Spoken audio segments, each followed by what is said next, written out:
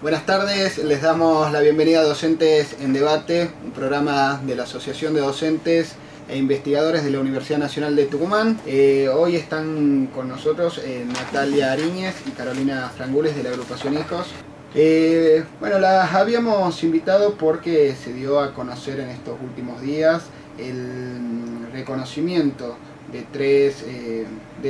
la identidad de tres desaparecidos que habían sido asesinados en el Arsenal Miguel de Ascuénaga. Uno es Ricardo Salinas, que era egresado del gimnasio y contabas tío político de alguna manera. Tío político. De Natalia. Así que bueno, y los otros dos fueron José Luis Maldonado y Felipe Arturo Urueña. Así que bueno, ¿cómo han recibido esta noticia? La verdad que fue una noticia como difícil de encasillar, es como muy difícil de decir, la recibimos con alegría, la recibimos con tristeza, la recibimos con esperanza, con alivio. Creo que es en realidad muchas cosas. Fue una recibida con una mezcla enorme de emociones y de sentimientos.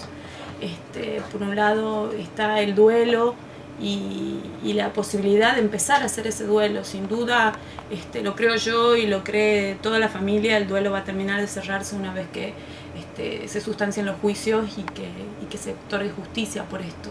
En este caso nosotros encontramos a un familiar que no es el único que buscamos, ¿no? Ricardo Salinas tenía 23 años cuando desapareció en Jujuy. Él estaba casado con Silvana Parrile, vivían en Buenos Aires, él era de acá de Tucumán, pero vivían en Buenos Aires. Vinieron a pasar las vacaciones y un poco luna de miel después de haberse casado. Vinieron a Tucumán y se iban a Jujuy, a Salta, a recorrer un poco el norte. Claro. Allí son secuestrados en Jujuy, son ingresados a la cárcel provincial de San Salvador de Jujuy y hay de hecho un acta que se firma como su libertad en la ciudad de Jujuy. Esto sabemos por testimonios y durante todos estos años de que esto no era verdad, que ellos fueron trasladados al centro clandestino de detención de Jefatura. Esto lo supimos a través de testimonios de sobrevivientes de Jefatura. Pareció a lo que se había hecho con el ex senador Vargas Añasia, digamos, esta especie de liberaciones ficticias. Exactamente. De todas maneras lo comprobamos también a través de los papeles que la burocracia genocida nos hizo conocer hace poco en el juicio de Jefatura. Sí. Estos papeles que entregó Clemente, dentro de estos papeles figuraban los nombres de Ricardo y de Silvana como parte de los detenidos que estaban dentro de Jefatura, junto con la sigla DF. Esa es otra de las pruebas que teníamos para saber que ellos pasaron por Jefatura. Y bueno, y ahora el descubrimiento y el hallazgo de los restos de Ricardo en arsenales también vienen a sumar y a dar un poco cuenta a esto de lo que hablamos siempre, ¿no? De este circuito que no solo fue un circuito de centros clandestinos de detención y terminar en arsenales, que era el centro clandestino de detención y exterminio de la provincia, sino que esto estaba inmerso en una red de centros clandestinos del NOA. De hecho, Arsenales es el mayor centro clandestino de todo el noroeste. Y este cruce y estos hallazgos y todos los testimonios que tenemos dan cuenta de que no funcionó solamente con los habitantes de Tucumán. Claro, eso te iba a preguntar, no estaba al tanto en realidad de que había pasado, que habían varios casos de este circuito en realidad que venían de Jujuy y de qué otras provincias también. Y mira, nosotros acá en Arsenales, tanto en Arsenales como en Jefatura, hay muchos desaparecidos que provienen de Santiago del Estero, de Catamarca, de Salta, de Buenos Aires, de Córdoba. En el juicio que viene, en la mega causa, tanto el caso de Ricardo como de Silvana van a estar dentro de las víctimas. Y en ese caso también, en la mega causa, también en este momento me acuerdo del ejemplo de Nelia Sosa de Forti, que ella es secuestrada intentando subir a un avión en Buenos Aires para salir del país junto con sus hijos. Es secuestrada y trasladada a jefatura de policía. Como un montón de otros casos en los que son secuestrados en otros lados, traídos para acá o secuestrados acá y llevados a otros centros clandestinos de detención del país, que también hay muchísimos casos así. Ahora, la importancia histórica que tiene estos sucesos es impresionante. Digo, creo que Caro lo ponía en su Facebook, esto de ponerle un rostro, ponerle bueno, hasta un lugar donde poder llevarles unas flores o saber dónde están finalmente. Me imagino que esto también a nivel simbólico para la historia del país es sumamente importante. Es muy fuerte desde todo punto de vista. Además porque esta noticia se da en el medio de este marco del inicio de esta mega causa, donde la familia tiene conocimiento de esta identificación entre el martes y el jueves, te diría, y el viernes nosotros nos enteramos que de estos 42 imputados que teníamos para esta mega causa justamente, solo de esos 42 nosotros hemos logrado dividirlo en 2, de los cuales 23 estaban en esta provincia. Sí. De esos 23 solamente uno estaba cumpliendo su condena o su espera en realidad, sí, en Villa Urquiza, sí, que es el escribano Benedicto, que ya todos sabemos estuvo fugado durante 7 meses. Y para nosotros, por supuesto, era hasta el viernes una gran preocupación, no solamente porque el juicio estaba todavía a la espera y sin fecha, y ese mismo viernes se puso fecha y probablemente sea el 1 de octubre, sino porque además las posibilidades de fuga son constantes. Sí. Y esto que también durante mucho tiempo hemos remarcado que tiene que ver con el vecino puede llegar a ser un genocida, el señor con carita de bueno que sube al colectivo y se te sienta a la par. Me parece que esta semana, además de lo emotivo, yo me he ido quedando, creo que con una palabra que termina siendo contradictorio, que ayer sí he podido bueno, decir que el día de ayer que tiene un nombre y que tiene una foto, y eso para mí ha sido más que importante, que más que una despedida ha sido una vuelta a casa. Esto era un poco lo que escribía.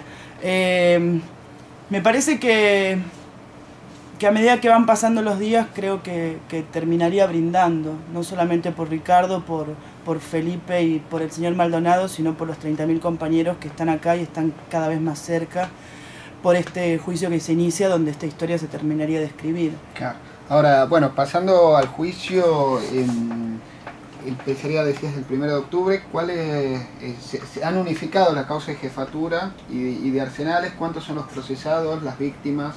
Son 42 los procesados, son 235 las víctimas, son más de 400 testigos.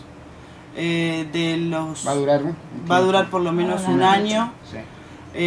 Bueno, ese también era otro apuro, digamos, no solamente que los genocidas están muriendo, sino que nosotros tenemos un montón de testigos en espera con lo que esto significa, muchos de los cuales ya han pasado por otros procesos judiciales, como jefatura o como el caso Vargas Ignace, y vuelven a estar de nuevo sentados dando su testimonio, no solamente desde el lugar de víctima directa, sino también como familiar de manera tal que nuestra urgencia en que esto empiece y termine, sobre todo con todos estos genocidas imputados en cárceles comunes y prisión perpetua, es más que inmediata. Es un reclamo además histórico, no solamente de esta agrupación, sino de todos los organismos de derechos humanos. Sí, este juicio tiene la particularidad que se juzgan civiles por primera vez.